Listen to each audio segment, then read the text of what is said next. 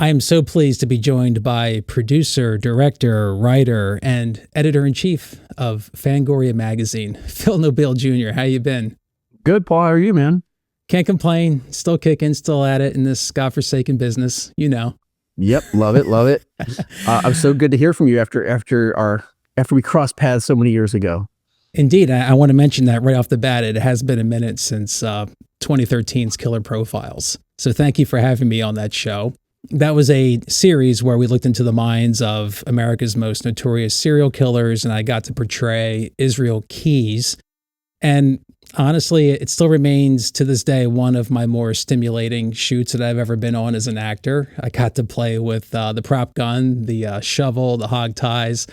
I think there was a little bit of blood in there, and I got to engage in some questionable situations with female actresses in some public environments. So thanks, Phil.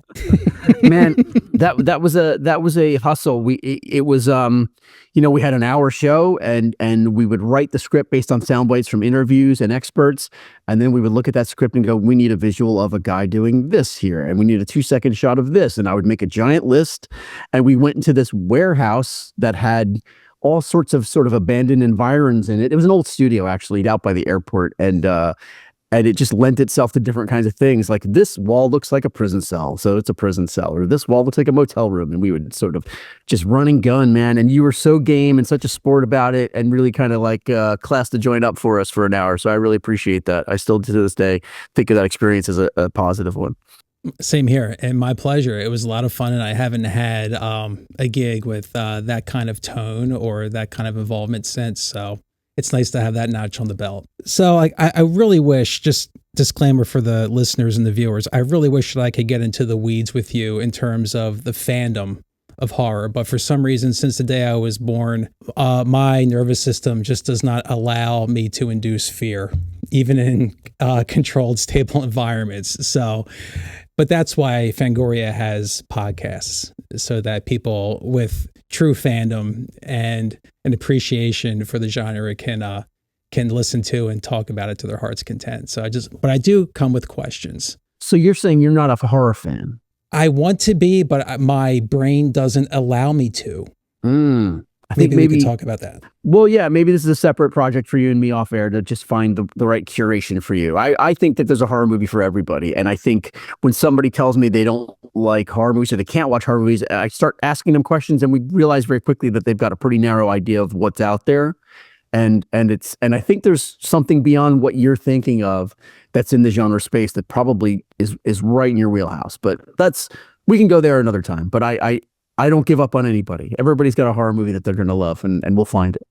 I have an appetite for thriller-esque and thriller that can merge into horror. I think for me, it's not the jump scares. It's not necessarily the gore. But if it leans into the thriller category, I think I'm game. So there's hope. I'm going to work on this list for you. Please. And I will take you up on that, and I will report back. But just to give people a little bit of exposition, Fangoria, since 1979, dubbed First in Fright. At one point, it was the only place where fans could read about contemporary horror. Now you got a multimedia platform on your hands. You got podcasts, you got merch, you got a film and TV production arm in Fangoria Studios. I was delighted to hear of your position years ago when you took this on. Just give me the broad brushstroke of when and how you took the helm. Well, I mean, when you and I crossed paths, I was producing nonfiction television for any number of clients, and that would encompass true crime, like what you and I did. It was home improvement shows. It was done makeover show. I've done game shows. I worked for Bill Cosby for a minute. It was, in the Philly area, as you well know, if you want to be in production, you kind of got to take the gigs that come to you. And it's not all major motion pictures. And I had dreams of working in the movies, but I also had to pay bills, and I didn't have the wherewithal to pick up and go to Los Angeles. So that's what I had in the Philly area is what I grabbed. And as you know, production in Philly is a real hodgepodge of all different kinds of things. But my love of movies was such that I wrote about movies for free on a friend's website. When you and I worked together in 2013, I was writing for a website called Birth Movies Death. And it was basically a pop culture website owned by the Alamo Drafthouse film chain. And my friend started the site, and he basically said, write about whatever you want. And so I would write whatever sort of tickled me. I would write long things about like the Dark Shadows soap opera from the 60s, or I would write about actors who had sort of weird careers. And I wrote a lot about James Bond movies because I was very much into the Bond series. But I also would review movies from time to time, and I reviewed a film that was produced by a fellow who had, about a year after I reviewed that film, bought the brand Fangoria because he wanted to produce movies under the Fangoria brand. And I'm guessing his first 3 or 4 choices said no. And then he reached out to me and said, hey, what would you do with Fangoria? And I wrote a take of like, because, I'll be honest with you, I read Fangoria in the 80s when I was a kid. Like it's a magazine that in 1979 was like you said, the place to get your info on horror movies. There was no internet. And in the 80s, we had no internet, and there was no place to read about contemporary horror except for Fangoria and some of its competitors. But Fango was the big one at the time. And so I read that as a teen, and I kind of drifted away from it in the 90s, as you do. And I hadn't thought about it in a minute, but this producer pitched me or tasked me with pitching him a Fangoria. What would Fangoria look like in 2018? So I wrote a whole thing, and I guess I'm proud to say that like what I wrote is what we're doing. I said, how do we make, like, Fangoria came out 10 times a year when I was a kid. And I remember being excited to go to the store, which wasn't the store that was near my house. It was the further store because you couldn't get it everywhere. So you had to ride the bike further. And it was an anticipation. There was an excitement. It was an event, right? How do you make it an event for the 48-year-old who was excited about it then? And so 100 pages, high quality stock 4 times a year, because as you get older, time goes by more quickly, and 10 times a year just isn't going to be that exciting. And trying to lean into a sort of an analog retro model, because who's buying magazines anymore? Everybody says nobody's buying magazines, but if you go to Barnes & Noble, there's a lot of magazines. Somebody's buying them. And I wanted to give the folks who had fallen away from the magazine an event to return to, I guess. And so that's what we did. And we resurrected it in the fall of 2018 was our first issue. And I just sent issue 26 to the printer yesterday. So wow, congratulations. Still kicking. And I saw that issue 25 with Freddie on the cover was going for $50 on eBay. That's got to make you happy. Well, I don't get the money. I'm not putting it on eBay. It would make me happier if those people who were spending $50 on that one issue would instead spend $60 on a new subscription and get 4 issues. But that's a weird side effect of I introduced the idea of 2 covers recently, or not recently, a couple of years ago. And there's a subscriber cover and there's a newsstand cover, and folks will spend $100 on a subscriber cover that they missed rather than just getting the subscription. It's baffling to me. I think it happened a couple of times with a couple of subscriber covers, and this winter's Nosferatu, and they're going to do it again. I'm sure of it. But you do what you can. I haven't cracked how to get those folks to stop spending so much on the aftermarket and just show up for the magazine. But maybe when it's a slow crawl. We've been growing and growing for, gosh, in February I'll be here for 7 years. So it's been growing steadily the whole time, and we're trying to find new ways to make it grow and get that ceiling a little bigger. But print in 2024 is an insane proposition, frankly. That was going to be one of my questions. Monetarily, how challenging is it to stay in the print game these days? I don't have the nuts and bolts of the numbers. I am blessed with a publisher who doesn't impose a ceiling on me. If I want to spend X amount of dollars to get an artist to do a great cover for us, there's no questions asked. That Freddie cover you mentioned is one of them. It's just a beautiful cover by Matt Ryan Tobin. He did Freddie kind of slashing through a vintage Fango cover. Really beautiful. I'm very lucky in that they don't tell me that I'm spending too much. I'm sure he would like to be selling more than we are, but I think we're doing okay. It's just we could always be doing better. You know what I mean? Of course. And my publisher has been really, really patient with like understanding that the growth happens gradually. So I'm grateful for that. Interesting. So along those lines, do you ever have to strike a balance between the creative integrity of Fango and the commercial demands with advertising, sponsorships? or is it pretty much whatever you want to do creatively with your editorial vision? No one will believe me, Paul, but literally I do whatever I want with this magazine. Everybody thinks I'm in the pockets of Universal or A24 or Neon, but my covers are hunch based. I'm like, I think this is going to hit. And if you look at my covers, I'm not always right. I was all in on Renfield, and I liked Renfield, but Renfield tanked. People didn't go see it. Abigail, put it on the cover, all in on Abigail. It didn't hit with audiences. Longlegs, we struck gold. Terrifier 3, we struck gold. Because Terrifier 3, you'd have to be an idiot to not put it on the cover after the success of Terrifier 2. But no, I think I have a responsibility to my boss, certainly, to sell magazines, but I have a responsibility to readers to give them what they want. And I think as much as it's cool to feature a lower budget film on the cover when I can, a smaller movie, that's not always going to move issues. And as a quarterly, we've got our subscription copies, but we also have a newsstand edition that sits on the shelf for 3 months. And I need that cover image to sort of be swinging for the cheap seats, I guess. So Terrifier 3 on the cover through January just makes sense, right? Of course.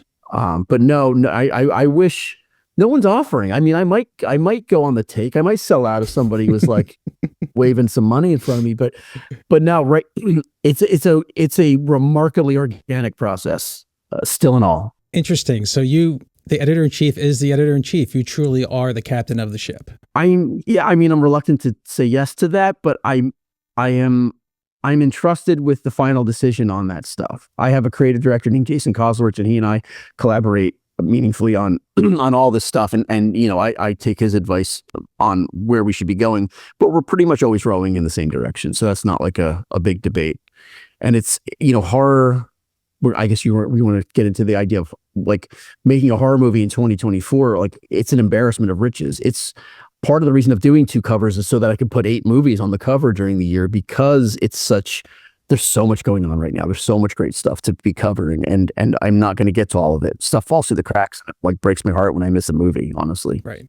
And I do want to get to that, like a state of the union of the genre, if Sure. you will. But ultimately, to wrap up the business side of it, you have the collectible covers, and you create that demand of desirability and collectability with the readers to have specific covers and whatever amounts that they're out there.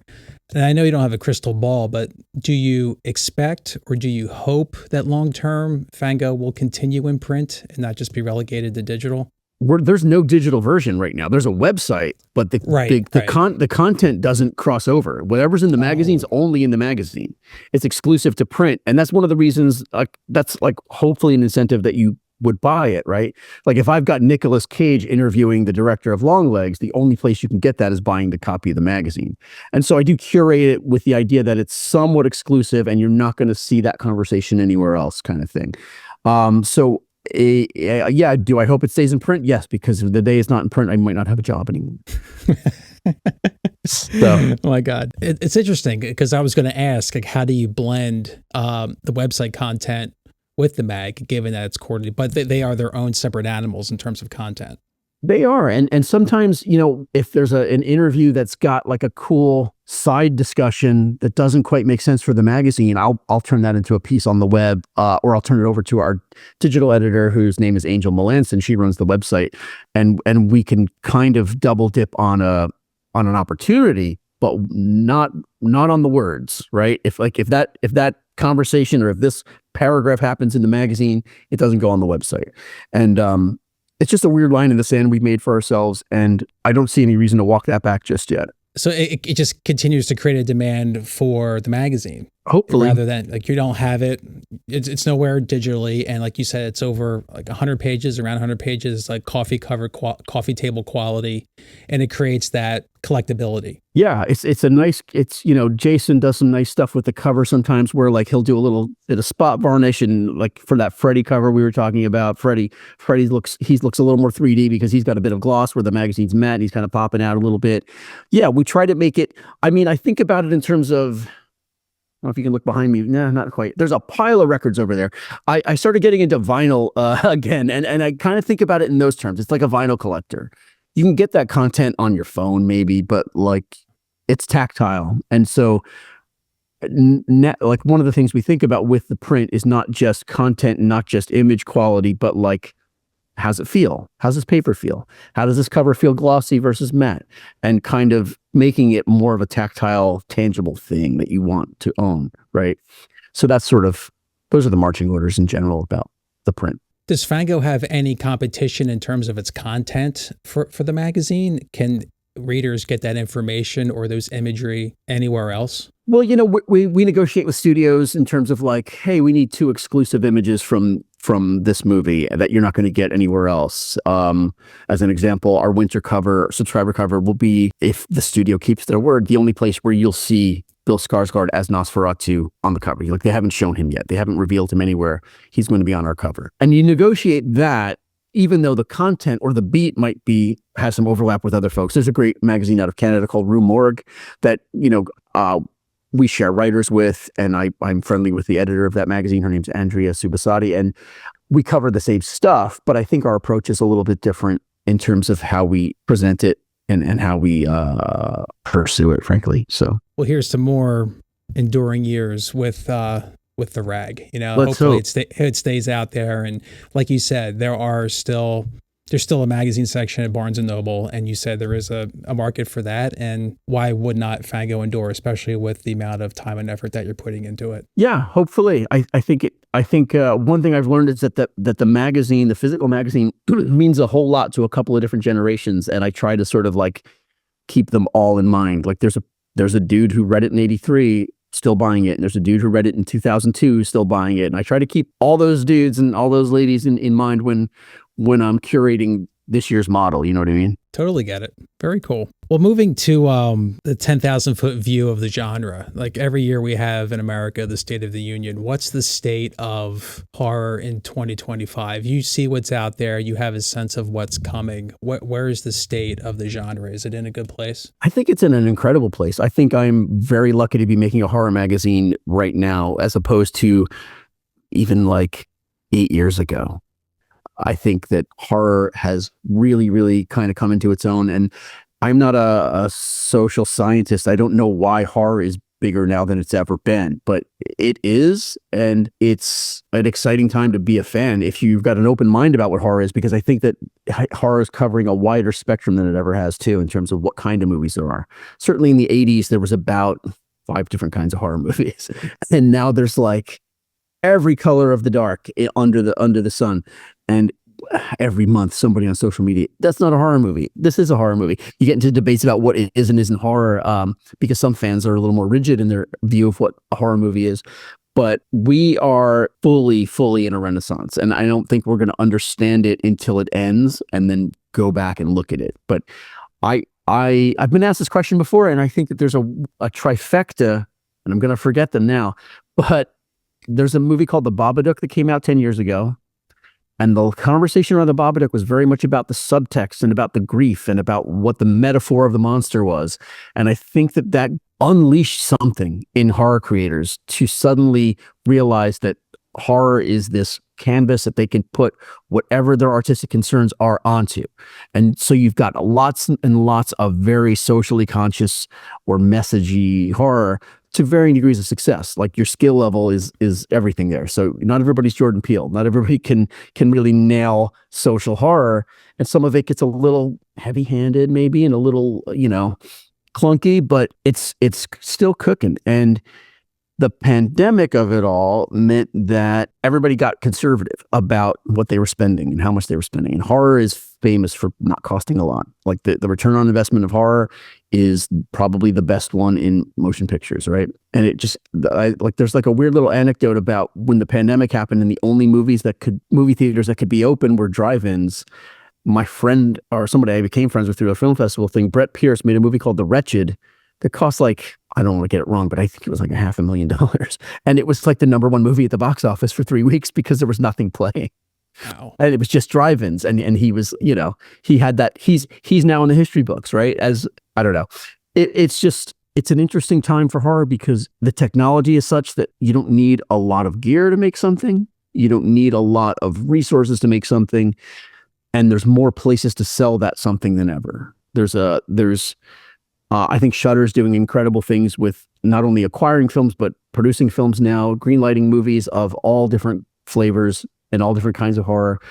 And then you've got Tubi, where basically you can go make a thing in your backyard and you sign Tubi's little agreement and you upload it to Tubi and your movie can get found. Wow. It's crazy. I don't know if you're going to get rich on Tubi, but Tubi, to my surprise, because when I was a kid, the whole part of like renting a horror movie was like, we're getting premium cables, no commercials. That was the huge thing. But these kids today, man, they are down with the ads. They're okay because when the ad pops up, it means they can go look at their phone a little bit more. So suddenly ad-supported horror is huge because we are so addicted to our phones. And Tubi is, and I'm not a big fan of Tubi, to be honest with you, but it's become this weird killer app for like everybody to discover the weirdest, most untraveled corners of horror because it's got just about everything on there, which is crazy.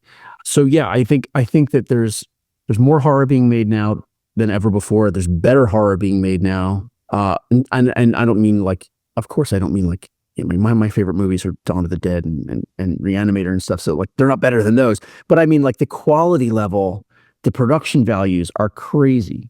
I just saw the trailer for 28 Years Later, Danny Boyle's new one, shot on an iPhone. Really? Yeah. The whole thing? Yeah. Wow. Steven Soderbergh made a really good movie in 2018 called Unsane, shot on an iPhone.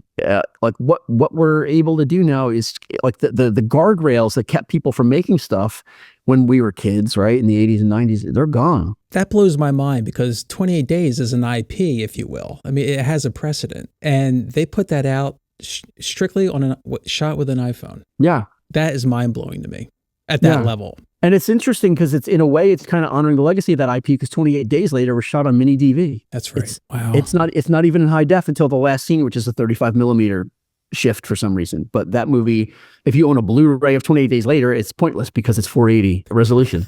So damn, interesting. I totally forgot about that. Well, there you go. That just speaks to the ingenuity and the grassroots nature of the genre and how it can just blow up. It doesn't come down to the technical, it comes down to the story. Story or gimmick, I would say. There's a movie called Skinamarink that's got a pretty threadbare story, but the gimmick of it was such that it just captured everybody's imaginations this year. There's a movie called In a Violent Nature, which basically the camera is just following behind the Jason-type killer in the woods for the entire runtime. It's, like a Friday the 13th movie, but the camera stays with the killer and the highs and lows that come with that. And it's just sort of an interesting kind of like genre experiment, but it was a huge hit and they're going to make a sequel to it now. And along the lines, like you mentioned, the phones and the engagement there, I have to imagine that virtual reality, VR headsets, has to grow the industry as well in terms of immersion within a story and how the genre can adapt to that. I know people that are trying to crack that. I don't know a lot about that scene. The last time anybody tried to put me through a VR experience in a horror festival setting was probably 7 years ago. And it was interesting.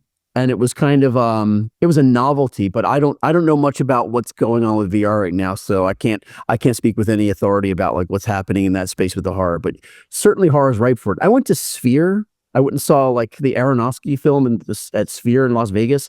That is ripe for horror. Somebody needs to make a horror movie for that space because it is. If you say immersive, like that would be incredible. What's more immersive than the Sphere? Yeah, I think somebody should put some money into doing that. I can imagine like a specific print or a showing just for the Sphere of said horror flick. Mm-hmm. You could charge whatever for that. That'd be cool. That'd be really cool. So we're in a good place with the genre. Oh, I think we're in a really good place. It's almost like I'm worried about a bubble that might burst, and I guess it could happen eventually. But I do think the pandemic kind of did a number on the motion picture industry in a very large way. You're seeing movies that are like doing great at the box office that are still showing up on Peacock 6 weeks later. And you're like, why is that happening? And I think that that's probably devastating for a certain budget, for a certain kind of movie. I think Fall Guy fell victim to that and it really got its ass beat as a result. But a horror movie, you get in, you get out, like a good opening weekend puts a horror movie in the black. And then whatever you do after that is gravy. Blu-ray, streaming. There's a whole niche market where they put new movies on VHS again. Like people don't have VCRs, but they're buying the VHS tapes. Like it speaks to that collector mentality. But yeah, I think financially horror is still a safe bet and still in a better place than it was. And we're getting better at marketing them. That's the thing I noticed this year. Neon.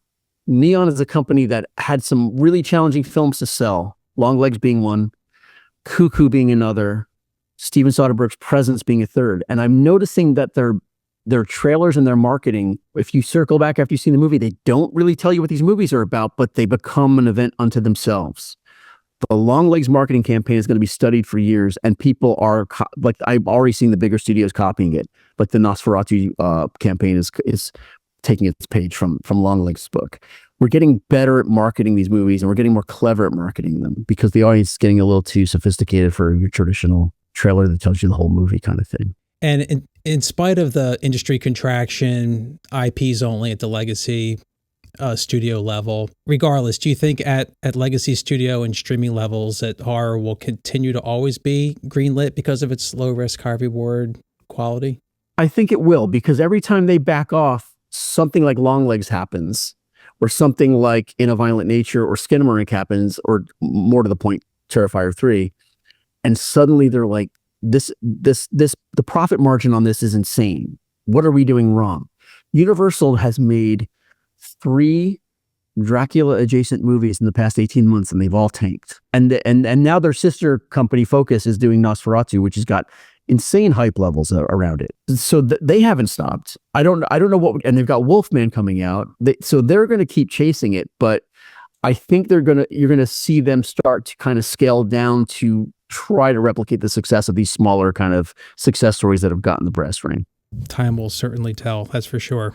Yeah. Let me transition into some of your stuff. You've written and you've executive produced biographies to start out before Fango on Joaquin Phoenix, Bill Murray. You executive produced the features Satanic Panic with Rebecca Romaine, and you did VFW with William Sadler, Martin Kove, and obviously the great Fred Williamson. Connect the dots for me.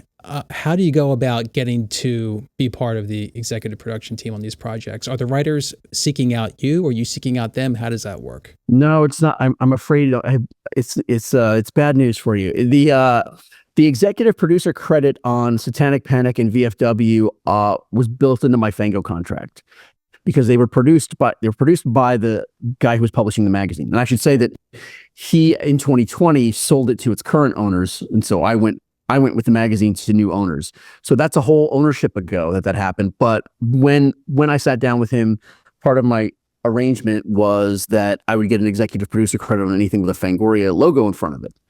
And so that's why you see me on there. I think I was on each of those sets for maybe a day. And the rest of the time I was 1,500 miles away here in New Jersey.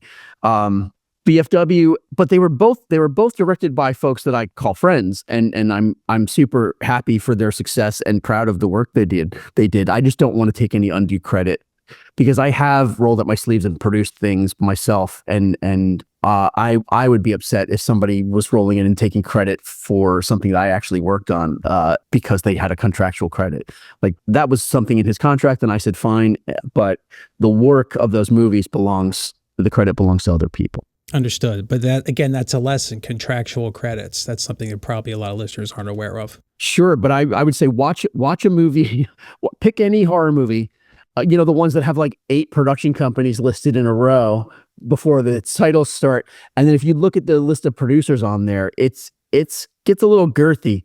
I'm starting to see credit blocks on posters where there's like 14 producers listed. And I'm like, come on now.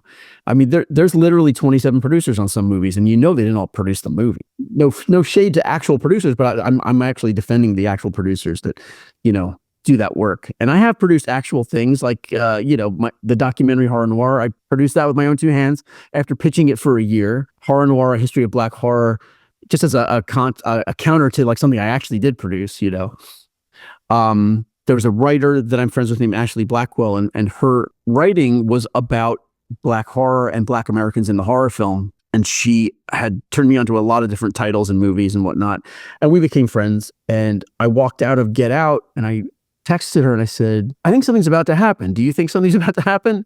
And she said, I hope something's about to happen. And we spent all of 2017 pitching a 4-part documentary series about Black Americans in the horror film that starts in the silent era and goes to Get Out. And nobody would bite all of 2017. And the day after Peele won the Oscar, Shudder called back and said, let's explore this. And They do so many original stuff, programs and films now, but they hadn't done an original at that point. I'm proud that Horror Noir is Shudder's first original. They weren't ready to commit to a 4-part series, so we made it a feature, and we filmed it across 2018, and we released it in 2019. I'm very proud of Fango, but Horror Noir might be like the thing I'm most proud to have helped bring into being. I was going to say, I had a quote from you on that. You called it a genuine moment of celebration for horror fandom, and that the doc will forever be a highlight of your life.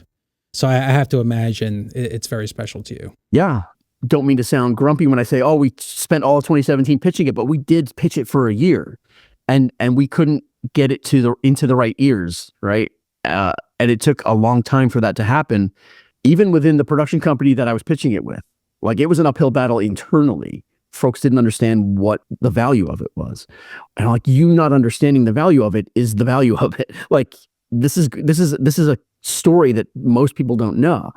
And we partnered with Tanana Reeve-Dew, who's a horror author, and we partnered with Robin Means Coleman, who wrote the book that the film is essentially based on, and whose title we used. I got to tell you, it was like, we had like some weeks of interviews, and every person that's interviewed, there was this energy of like, I've been waiting my whole life to talk about this. And we hit upon the idea of like, instead of them just talking to a camera, we pair them and they talk to each other, and they're telling each other stories about watching these movies, and they're telling each other about their experiences. And I think that really changed the whole vibe of the thing.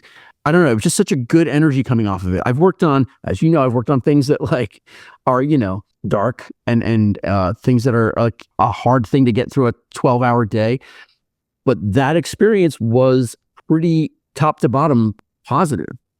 And it culminated in the premiere. I went to LA, and we went, and I sat in a seat, and the person in front of me was in the documentary, and the person next to me was in the documentary, and the person behind me was in the documentary, and they were cheering and crying and clapping. And it was like, and I know that if we had all the money in the world, we could have made a more deluxe version of that documentary. It's a little bit scrappy, and it kind of like, we had to make some hard choices, and it's not the best version of that documentary, but if we didn't make it, somebody else was going to. And I knew I had all the right people to do it the right way. And it was just, I don't know, man. It was like one of the coolest days of my life to sit in that audience and watch the folks in the documentary watch the documentary, and then watch them all get on the stage for a Q&A. It was magical. It was just, I don't even know how else to describe it. I'm so proud of it. That's the reward. It sounds like you tapped a vein. You unearthed this subgenre, and you gave people a chance to tell their stories. Yeah, I won't take credit for unearthing the subgenre, but I knew who did, right? I knew Ashley Blackwell had this story to tell, and I knew I had a pipeline to get that story told, right? And so it was just like just serendipity. It was like, this is going to happen right now. Somebody's going to do this. I would wake up and text Ashley and go, I had a dream somebody else made the documentary before we got to do it. And she would laugh at me. And she's teaching at St. Joe's now. She teaches a film class there. And we just got lucky. And the right folks agreed to be in it. Like Jordan Peele agreeing to sit down and being in it just like opened so many doors, because the next phone call you make, they want to know who else is in it. Well, Jordan Peele's in it. What are you going to say? No. So yeah. And so that was cool. Just a real special time in my life, and I'm super proud of it. Did the same thing continue with Queer for Fear with that documentary? Very different experience. Okay. How so? Because I foolishly thought, well, we could do this for that. And I found a filmmaker that I thought was going to be the one to tell the story. And it was a little harder to get it going. Then the pandemic happened, and it got kind of wobbly. We weren't sure if it was going to get finished. And at some point, Brian Fuller became involved. The filmmaker that I hired brought in Brian Fuller, and Brian Fuller is certainly better equipped to tell this story than me. So I kind of backed off at that point. Like, and I enjoy a friendship with Brian Fuller. He's great. But I was like, yeah, all right, you guys got this. And I kind of stepped away, and I wish that I had a Brian Fuller for Horror Noir, because what Brian Fuller did was go and tell Shudder, it's not a feature, it's a 4-part series, and I need this much for this. And he got things cleared that I probably wouldn't have in terms of like getting it what it needed to be. So graciously they let me keep my credit, and I do take ownership of getting the ball rolling for that project, but I didn't shepherd it through. So that was Brian Fuller's and a producer named Steakhouse who kind of brought that one home. And an editor named David Kittredge, who is a brilliant film editor and doesn't get enough credit for that series, actually. So I'll get his But nevertheless, you are a cog in the wheel of these projects and bringing them to light, which is it's like I'm like a midwife, and I'll take that title any day. I like that. No, that's a good term. That's a very good term. Yeah, taking in Queer for Fear and exploring queer horror and exploring Black horror along those lines. Do you just view horror films, are they required to have some form of social commentary, or is their primary goal just to entertain and not talk about societal taboos? Well, this is a very popular debate, and I think as I was saying after Babadook, I think a lot of filmmakers took as a license to make all their horror movies about something, and I don't know that needs to be so worn on the sleeve, but I do think it's interesting when it happens. And I'm at heart a historian, I think. And with those two projects, to me, it was like, there's a story that you don't know that happened parallel to the story you do know. Here's 100 years of movie making, but you didn't know this about this movie. You didn't know this about this movie. You didn't know who was involved in making this and what was the motivation. And there's always a story under a story. And to me, that's more exciting than like the social messaging part of it is like, it's like almost like archaeology. You're unearthing a thing that people didn't know about, and you're sharing that information. To me, that's what's most exciting about almost any of the writing I've done about film is always about like telling you something you didn't know about a thing you know about, right? And so that's always kind of been the cool thing for me. The other part of it, and keep in mind, I was pitching horror noir for a year before I had the Fango gig. I was already in it. But the rest of it is about like, I've got this platform for a little while. What do I want to do with it? Like what mark will I leave with it? And can it be cool? And it doesn't need to be, but like, it's a pretty big audience. And I have an opportunity to do something interesting there. Why not try? Right. Mm-hmm. So that's sort of what motivated at least the second project. Just trying to do something with my position that's of value beyond just getting the magazine on the shelves. Of course. But that reminds me, do you still get to dabble these days in producing, or are you relegated just to the magazine and the website? Yeah, I would like to just do one job for a while. Like the thing that happened with Horror Noir is it got greenlit. I said it was a day after Peele got the Oscar, but it was also a month after I got hired for Fango. So I was only a month into trying to resurrect this magazine, and I was also producing a documentary. So all of 2018, I had two jobs, and all of 2019, I had two jobs. And so if a project came along that I was passionate and excited about, that would be cool. But I don't need to be doing two jobs at the same time. I mean, if something moved me to do it, I would jump at the chance, I'm sure. Moving from producing to you appear in projects. You were an interviewee in the Cursed Films series, and which I thought was really interesting. It's on Shudder and explores the myths and the legends around some of Hollywood's supposedly cursed horror film productions, and they go into the myths surrounding productions on like The Exorcist, Poltergeist, where supposedly real skeletons were used from India. I know you were talking about that. The Crow, The Omen, the motion picture of The Twilight Zone. You've heard a lot of these myths and you've heard a lot of these stories. In your opinion, what out of all the ones you know, which myth is the most fascinating or outrageous that you've heard? I don't particularly buy any of them. And I think that's what was interesting to me about Jay Cheel's series Cursed Films is that he was similarly uninterested in debunking or proving something. To him, it was about human beings trying to make sense of the unfathomable, right? Which is a much bigger idea than like, was the Exorcist set cursed? It's about us trying to get our heads around something horrible or unknowable or confusing, and how we are wired to create narratives for chaos, right? To me, that's way, way more interesting. And that he did 2 seasons of that kind of blows my mind, because to me, it's like you could just sort of take one movie and really spend time on that and get in there. But he found an angle on, gosh, I don't know if it was, I forget how many episodes, but across 2 seasons, there had to be like 12, right? So I don't I'm sadly not your guy for like which one was really haunted, because I don't believe in any of that stuff. Okay, that was my next question. Did you believe any of the curses or not? No, not really. I think Yeah, that, just shit it's happened, human right? it's human nature to try to like make sense of it, and it's certainly good marketing for a horror film. Yeah. So just the stories that you hear in cursed films, 1 and 2, they live on their own. And like the one gentleman said, you have what happened on the set, but then you bring the internet into it and conspiracy theory, and it just takes off from there.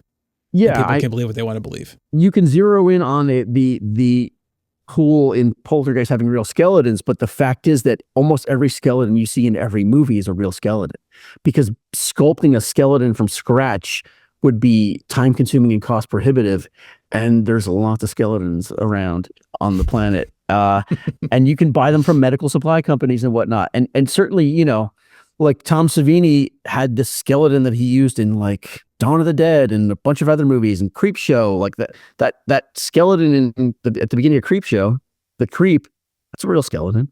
Okay. But you don't hear stories about it. Like people just zeroed in on the poltergeist thing. But yeah, you see teeth and you see bones and skeletons in movies. They're usually real. Well, I remember being at my cousin's, in the 80s, and of course they had Poltergeist on, and it didn't take much for me to start wigging out. But I'm curious, and I am anxious for so you want to be a horror fan list that you're going to give me. So thank you for that. But along those lines of being terrified, what, in your opinion, generally just makes a horror film, in your mind, truly terrifying? I think for it to really work, there's got to be a level of empathy happening. Like there's jump scares and people that startle easily, and that's cheap. That's a funhouse ride. It's an amusement park ride or a roller coaster. But for it to get under your skin, you've got to really be invested in the characters, and you've got to be empathetic to their plight. And creating empathy for a character is probably both the easiest and the hardest thing for a filmmaker to do, right? Sometimes it's just about like picking the right lens and casting the right actor who's got the right kind of eyes, and suddenly you're, I don't know how it is for you, but like when I'm with somebody I care about and they start crying, I get emotional. It's just because you have that connection to that person. And I think that's, like I said, it could be the hardest thing to make in a movie, but it could be the easiest thing to make in a movie too, if you've got the right person on camera there. But I think it's investment. It's emotional investment more than anything. Regardless of the story or the gimmick, and caring about the character. I think so. Even if you look at like 10 Friday the 13th movies, there are some that work better than others. And if you really analyze and break it down to what is it down to? Well, it's down to Amy Steele's a more likable person than the star. I don't want to say some other horror actor who's maybe going to hear this, but I think you dial into the folks that you're drawn to, and certainly, like, you might not know this, but like Friday the 13th Part 2 is like the fan favorite. Everybody loves Part 2, and it's because of the lead actress being so likable and genuine and empathetic. Not sexy or like having her body parts out, but she's just a person that people identify with. People go up to her at conventions in tears. You got me through puberty. You were my avatar for like trauma in my household. Like people really map onto actors in very significant ways in horror fandom, and sometimes in a severe way. But I think that's probably the secret sauce of getting you to really be scared in a horror movie, is if you care what's happening to Jamie Lee Curtis, right?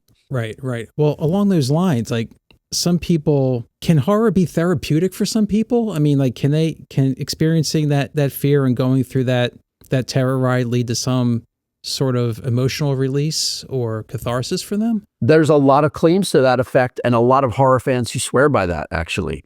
That there's a writer friend of mine who wrote an entire book on rape revenge movies. And certainly it's at an academic level, but I think she talks about it on a cathartic level, and talks about how viewers draw strength from that plot, which is a pretty tried and true. Like, there's a lot of them. You'd be surprised how many rape revenge movies there are. So many of the writers I know in the horror space sort of subscribe to this idea that they are getting a kind of strength and catharsis from watching heightened depictions of trauma, violence, harm on people. I mean, that's not my experience, so I don't want to speak too much of it, but it's a whole thing. Yeah. Yeah, incredible. It really is. I would imagine if fans are reacting to the actors that way at cons, then there has to be something to that where it's not just an escape for an hour or two. There's something going on in that person's head that's making them connect in a way that's beyond the entertainment. Yeah, and horror kind of probably unlocks those pathways in a more primal and immediate way than, an action movie or a rom-com. And speaking of movies, I want to get back to quickly fall of 2024. I think it's safe to say the genre had a page one pop culture moment when the two clowns went at it at the box office.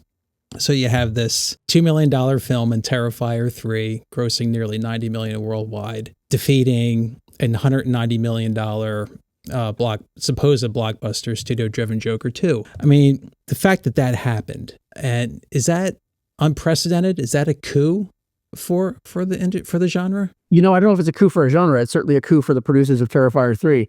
That, like, what a narrative for them to hang their whole thing on, that their clown beat the big $1 billion studio clown.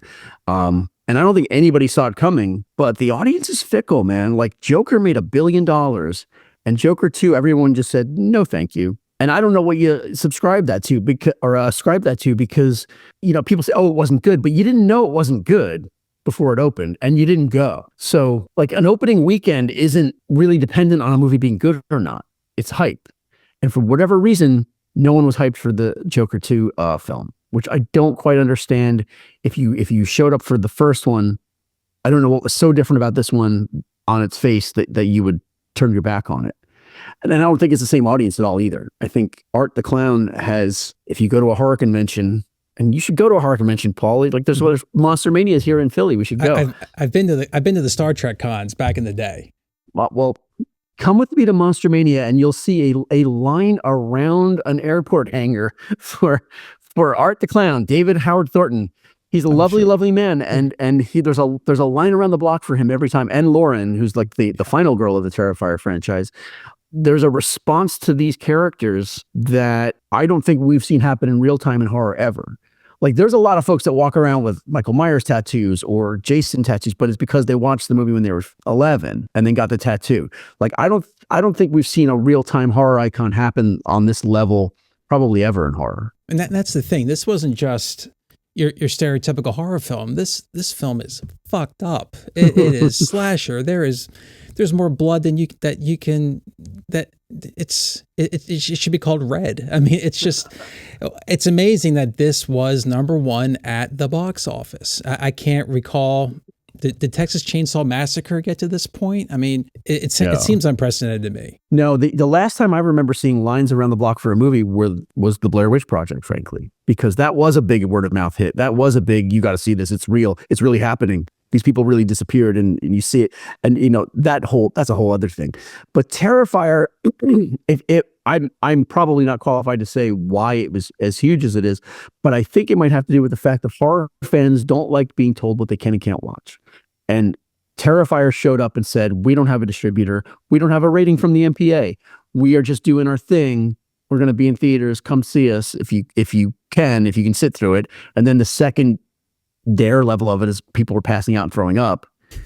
I mean, that's just a sales tactic. I mean, not just a sales tactic, but that guarantees more people are going to show up and go see it because they want to see if they can stand it, right? It becomes an endurance test. It becomes you want to be part of a moment, right? And that's certainly happened in 2 to some degree, Terrifier 2, and it happened in 3 probably even in a bigger way. You want to be part of that moment. Everybody's going to see it, and I think I'm reluctant to call it lightning in a bottle because they did it twice. Yeah. Like literally did it twice. And it's kind of inexplicable. And that's with all the algorithms and the executives and AI driven scripts or whatever, and they think that they know what they're doing. And the inexplicable continues to happen. Like you say, that the Terrifiers get elevated and they have their moment. And what's even more insidious is, like you said, it seemed to me with Joker 2, a few bloggers went on YouTube. They all decided to say this sucks, and that was it before it was even really widely released. And that to me is terrifying. Maybe they have the power. I question whether they have the power. I think it was a wave of sentiment, and they might have fed it, but is there a YouTuber whose movie opinions you base whether or not you're going to watch a movie on? No. I don't know that anybody feels that way. I think people are kind of easily steered in one direction or another, but I don't take my movie watching recommendations from bloggers or YouTubers or anything like that. I decide for myself, and I think horror fans pride themselves on deciding for themselves to some degree. There's like a romantic idea that if you're a horror fan, you're some sort of outcast or a black sheep or an outlier. And I know plenty of horror fans who are mad about how popular horror is right now because their outsider status is being diminished.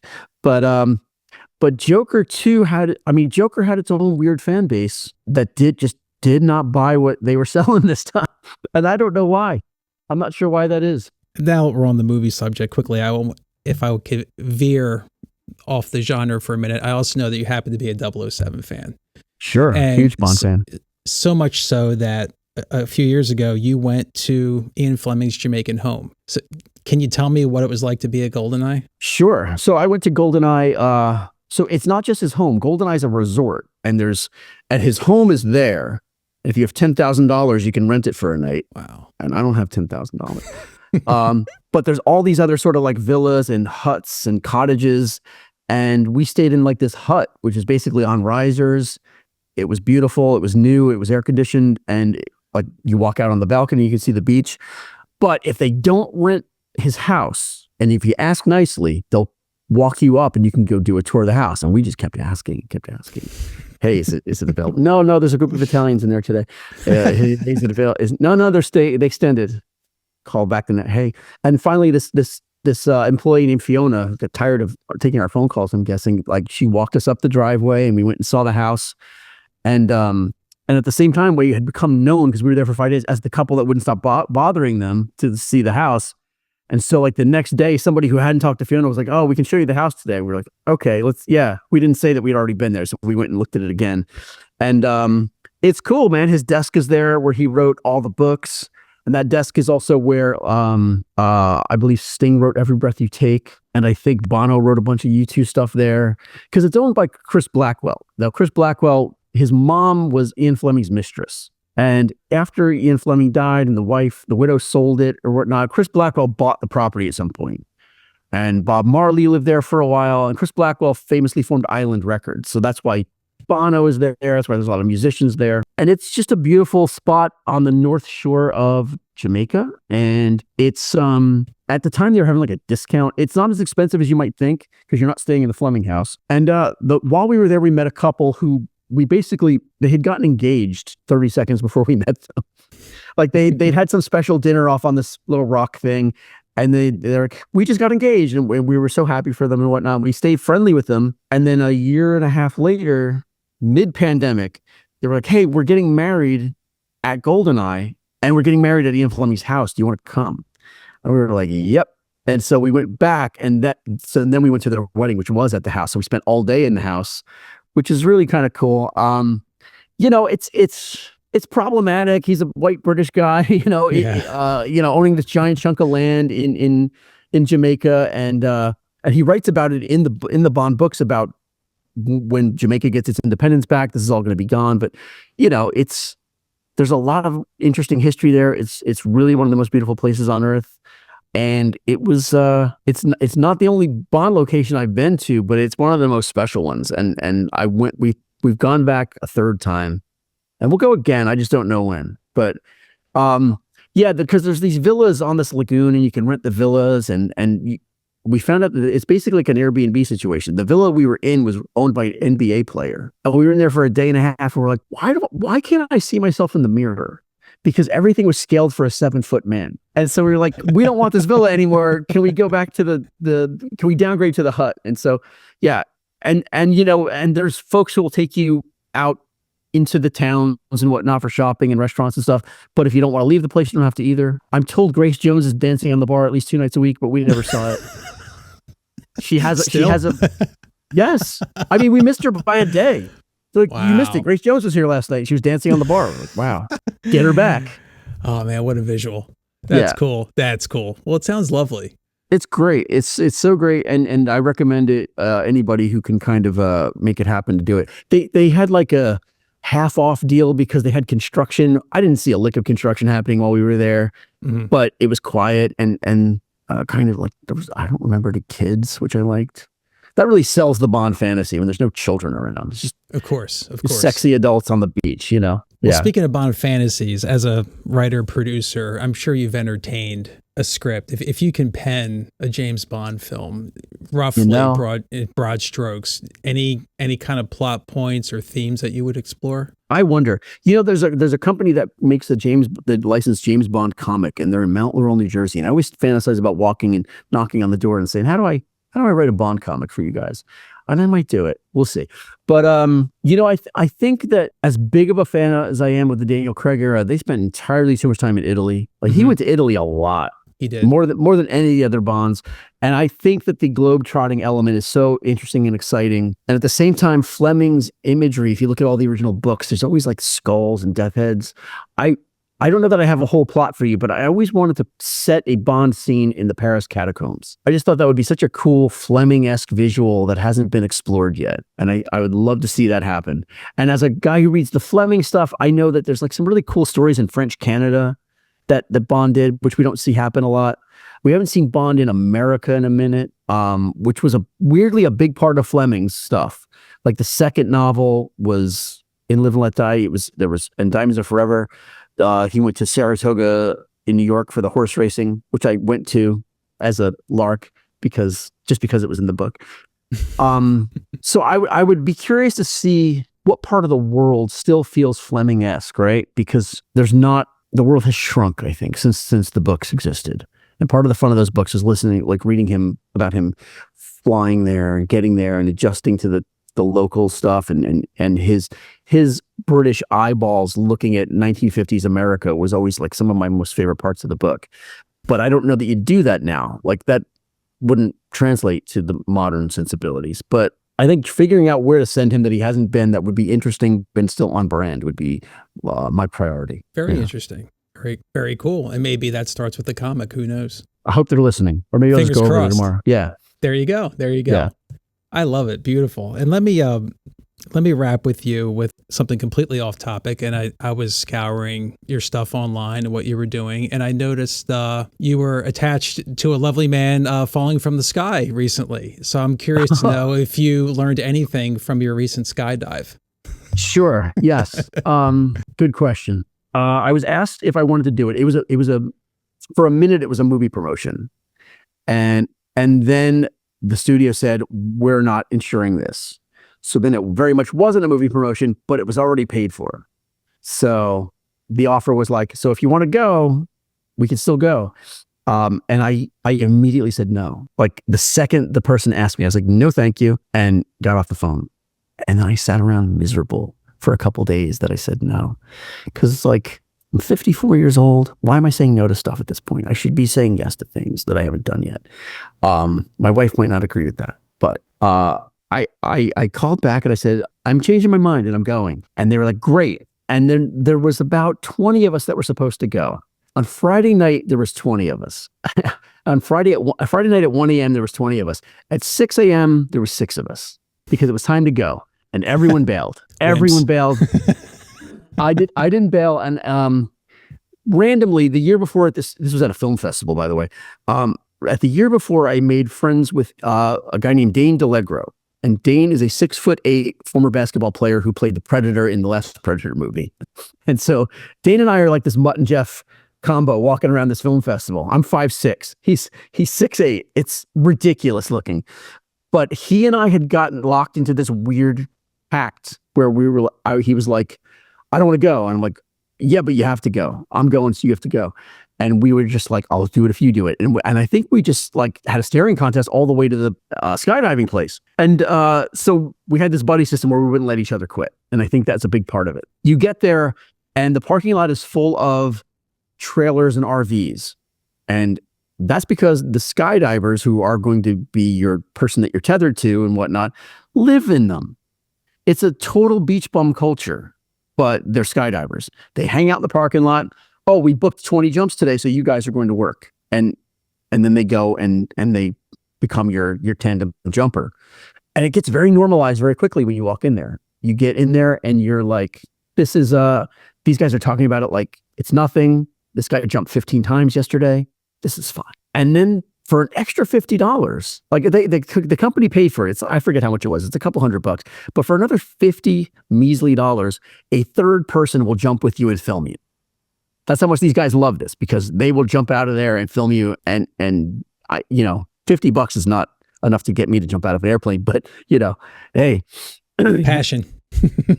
So now think about this math. There's 6 of us, and we all have a person tied to us who's the real jumper, and we all have a camera person in front of us. So there's 18 of us packed into this plane called an Otter, I believe. And you fly up, and I think it's 14,000 feet. And if you decide you're not going, you're really screwing everything up on that plane, because there's not a lot of room to navigate or get around or step to the side and say, no, thank you. So you asked what I learned. What I learned was that I will do what I'm told to an alarming degree. It was time to jump off that plane, and we just jumped off the plane. I did not think about it. I did not stammer it was just like I literally jumped out of the plane because it was time to jump out of the plane. It wasn't brave. It wasn't anything. It was blank. I turned into a cattle going down the slaughter chute. I was like, okay, my turn. It was matter of fact in your mind? It was so matter of fact. I was like over here outside of myself, watching myself do it. There was no anxiety or antsiness. It was just like the decision had been made.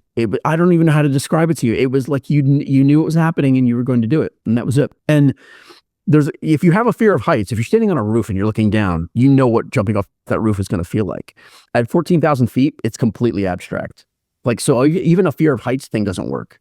You jump out of the plane and there's a little bit of wobbling while you steady yourself, but then you do not feel like you're falling. It's like you're in a wind tunnel and your face is being pulled back but there's no sensation that you're falling at all. It's very strange. They say it's 60 seconds of free fall. It felt like about 15 to me. Like it went by so quick, and then it was time to pull the chute. At 6,000 feet, you have to pull the chute.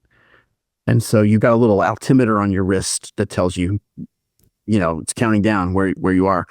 And then you pull the chute, and that's a little bit of a little uneasy feeling in your stomach, but then it's just like an amusement park ride, just coming down to the ground. Was that too long of an answer? No, I guess you would think that maybe leaving the plane wouldn't be a big deal. I think I would just be worrying about the chute deploying. Yeah, and if it doesn't deploy, then it's like completely, out of my hands. It'll be over soon. Don't worry about it if it doesn't deploy. Yeah, I mean, and I know folks who said as soon as they hit the ground, they wanted to go do it again. I did not have that feeling. I'm glad I did it. I did not feel the urge to go back and do it again. Maybe someday. You helm a horror magazine, but you would not skydive again. No. I just didn't have an urge to do it again. Okay. I feel like maybe childbirth. Check back in a few years. Maybe I'll give it another spin. But yeah, I was not addicted to the feeling. I'll say that. Okay. Yeah. Fair enough. Super glad I did it though. Super glad I did it. Cool. Thank you for giving us the visual and explaining the experience. So before we say goodbye, I like to wrap the show with pearls of wisdom. When you wrap up your writing, you're producing, the experiences you've had on set and everything you've gone through with Fangoria, is there a pearl or two of wisdom that you just guide yourself by in daily life as a result of all these experiences? Gosh, I think what I tell folks when they're asking for advice about stuff, and a thing I try to live by, is that whoever you're encountering in your day, in whatever capacity, no one needs another problem. But everybody is looking for solutions to their problems. So if you're trying to get anywhere in life, in work, in careers, or anything, making yourself a solution to someone's problem is the way to do that. And whatever that means, right? I just think nobody needs another headache. Everyone's at capacity. Like if you go through life assuming that everyone's at capacity, and that if the way to get what you want is to be a solution to one of their problems, I think that we'd all be doing better. I agree. Absolutely agree. Totally. Here's to less headaches. Yeah. Here's to sustained growth and evolution of the genre, and that Fangoria continues to stay on the shelves as it should. Thanks, buddy. Editor-in-Chief of Fangoria Magazine, Phil Nobile Jr., I appreciate you being here, and thank you. Thanks for having me. And I do await my So You Want to Be a Horror Fan movie starter kit, so I'll look for that somewhere. I'm going to work on it for you. Yeah, we got you. Thanks, buddy. Awesome.